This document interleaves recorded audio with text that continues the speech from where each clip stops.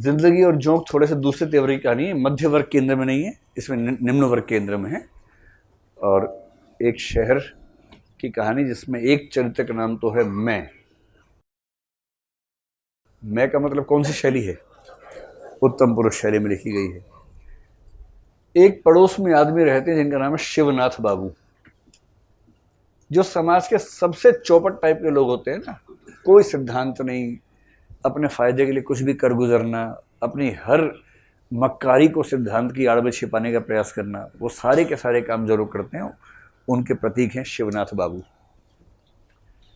फिर एक लड़का इस कहानी के केंद्र में, जिसके बारे में कहानी है, उसका असली नाम तो है गोपाल। पर गोपाल को एक खास कारण से गोपाल कहा नहीं जाता है। उसकी वजह है कि शिवनाथ बाबू के दादाजी का नाम भी गोपाल था, तो घर की औरतें कैसे गोपाल बोले, तो इसलिए उसका एक नाम रखा गया है रजुआ। रजुआ, ठीक है। ये जो पूर्वी उत्तर प्रदेश और बिहार की तरफ जाएंगे, मतलब अवधी और बिहार की तरफ जाएंगे, तो वहां जब किसी का अपमान करना हो या जब किसी का सम्मान न करना हो,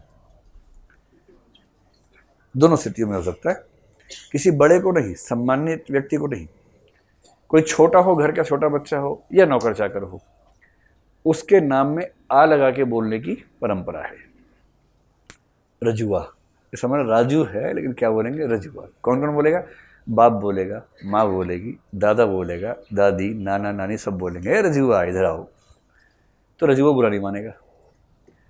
और यदि राजू कमजोर वर्ग का है तो गांव का हर व्यक्ति बोलेगा है रजुआ इधर आओ। लेकिन ताकतवर वर्ग का व्यक्ति है तो उसके माँ बाप और बड़े रिश्तेदारों के अलावा कोई नहीं बोल पाएगा। तो जिसको सब रजुआ बोल रहे हैं, इसका मतलब वो एक कमजोर व्यक्ति है, कोई भी उसको कुछ भी बोल सकता है, इसका ये भाव है।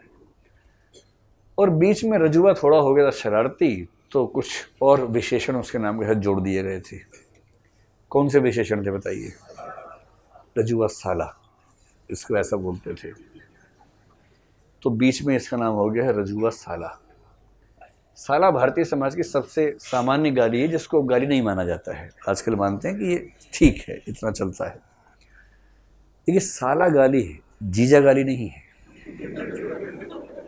ये एक पैट्रियार्कल सोसाइटी का सामान्य लक्षण है कि पत्नी का भाई होना गाली है, क्योंकि पत्नी का भाई, तेरी बहन मेरी पत्नी है,